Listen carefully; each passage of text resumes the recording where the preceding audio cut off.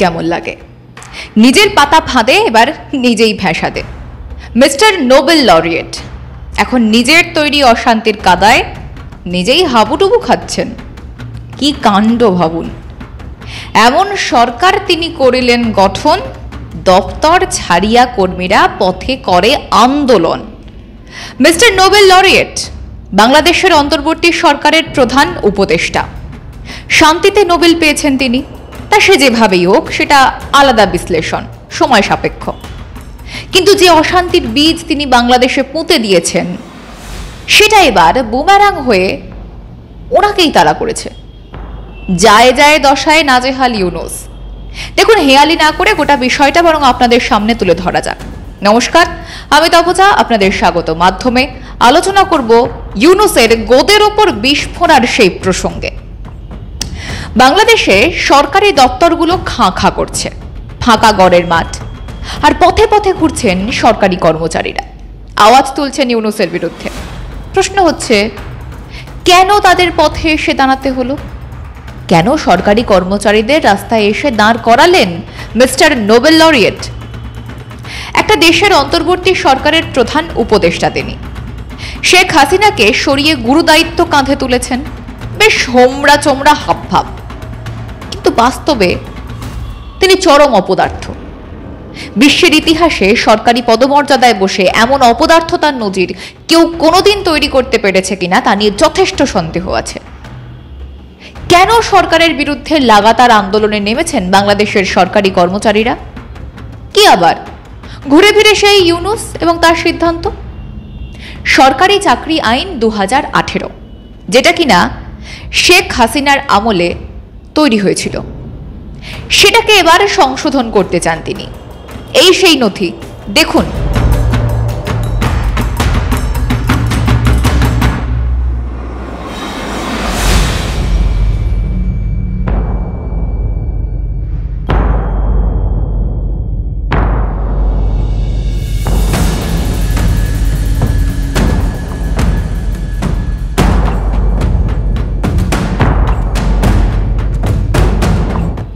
সম্প্রতি এই খসড়াটি মানে সাধু বাংলায় অধ্যাদেশ জারি করেন তিনি, একেবারে বৈঠক করে এলাহি কায়দায়, যেখানে উপস্থিত ছিলেন খোদ মোহাম্মদ ইউনুসও। বলা যায় এই বৈঠকের নেতৃত্ব কিন্তু ইউনুসই দিয়েছিলেন। জানিয়েছিলেন যে অনুমোদন পেয়েছে সরকারি চাকরি অধ্যাদেশ 2025, এটা সংশোধিত।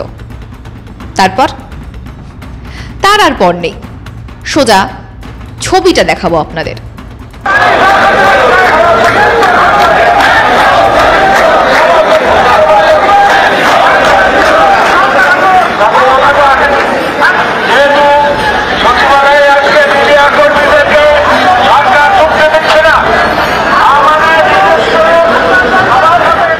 ইউনুস সরকারের ঘোষণা করা এই অধ্যাদেশ হচ্ছে কালা আইন। তাই অনির্দিষ্টকালের জন্য কর্মবিরতির পথে বাংলাদেশের সরকারি কর্মচারীরা। দেখুন, এটা তো সাধারণ খবর হতেই পারত, কিন্তু যে বিষয়টা নজর না করলেই নয় সেটা হচ্ছে ইউনুসের ঘাড়ে এখন আরো এক অশান্তি। আচ্ছা, শান্তিতে নোবেল প্রাপককে অশান্তি কেন ছাড়ছে না বলুন তো? ভেবে দেখেছেন কখনো? সাঁড়াশি আক্রমণ যে তীব্র থেকে তীব্রতর হচ্ছে দিন দিন। ইউনুসের বিদায় ঘণ্টার শব্দ ক্রমেই যে প্রকট হচ্ছে, সেটা কেন? মনে আছে ইউনুসের ইস্তফা দেওয়ার গুজব? আমরা মাধ্যমেও একটা বিস্তারিত প্রতিবেদন তুলে ধরেছিলাম আপনাদের সামনে এই বিষয়টা নিয়ে। সেই ইস্তফা ঘিরে একেবারে তোলপাড় অবস্থা, এই যায় কি সেই যায়, কিন্তু গিয়েও না যায়। এসবের মধ্যেই বোমা ফাটালেন শেখ হাসিনার ছেলে জয়। চাঞ্চল্যকর সেই দাবি, বলছেন ইউনুসের শপথ গ্রহণটাই নাকি ভুয়ো। কি ভাবছেন? কোনো প্রমাণ ছাড়াই তিনি এই দাবি করছেন, স্রেফ বিরোধিতা করবেন বলে? আজ্ঞে না, তার হাতিয়ার বাংলাদেশ সেনাবাহিনীর প্রকাশ করা একটা তালিকা, যে তালিকা বলছে হাসিনা সরকারের পতন ও তার পরের সময়ে বহু গণ্যমান্য ব্যক্তি সেনার হেফাজতে ছিলেন। তাদের মধ্যে অন্যতম হলেন সে দেশের মানে বাংলাদেশের প্রধান বিচারপতি। এমনকি তার পরিবারের সকলেই সেই সময় সেনার হেফাজতে ছিলেন। তাহলে ইউনূসের শপথ বাক্য পাঠের অনুমোদন কিভাবে দিলেন প্রধান বিচারপতি?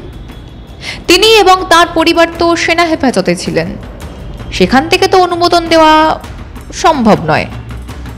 এই দেখুন না সেই তালিকা, দেখুন হলুদ রঙে হাইলাইট করা, তিনি পরিবার সহ সেনা হেফাজতেই ছিলেন, লেখা রয়েছে সেই তালিকাতে। আর এই নথি বাংলাদেশ সেনার তরফেই প্রকাশিত। এ নিয়ে সোশ্যাল মিডিয়া হ্যান্ডেলে একটি পোস্ট করেন শেখ হাসিনার ছেলে সজীব আহমেদ ওয়াজেদ জয়। দেখুন সেই পোস্ট। কি এই ছবি তো কথা বলছে, তাহলে জাল করা হয়েছিল প্রধান বিচারপতির সই? যদি তাই হয় তাহলে তো ইউনূসের শপথ গ্রহণের পুরো বিষয়টাই ছিল বেআইনি। মিথ্যের ঝুলি সাজিয়ে সিংহাসনটিতে জাঁকিয়ে বসেছিলেন ইউনূস, কিন্তু মিথ্যের ভারে এখন তার এই যান সেই যান দশা। মিথ্যের ভিত কতই বা শক্ত হবে, তাই না?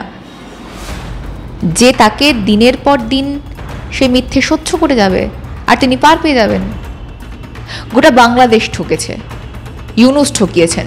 মিথ্যে শপথ, মিথ্যে প্রতিশ্রুতি, মিথ্যে অন্তর্বর্তী সরকারের প্রধান উপদেষ্টা। অশান্তির আবহে তাকে নিয়ে আসাও ষড়যন্ত্রই ছিল। তিনি সেটা জানতেন না? এতটাই ধোয়া তুলসী পাতা ইউনূস যে তাকে দিয়ে কিছু করানো হচ্ছে এবং তিনি পুতুল নাচ নাচার মতো নাট্যাভিনয় করছেন।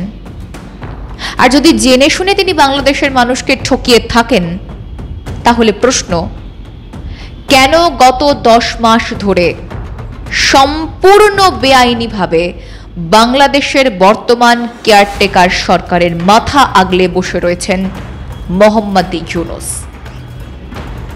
এই উত্তর আমাদের জানা নেই। আপনাদের যদি জানা থাকে কমেন্ট বক্স খোলা আছে, নির্দ্বিধায় আপনাদের মতামত জানাবেন আমাদের কমেন্ট বক্সে। দেখা হচ্ছে নতুন বিষয়ে নতুন আলোচনায়।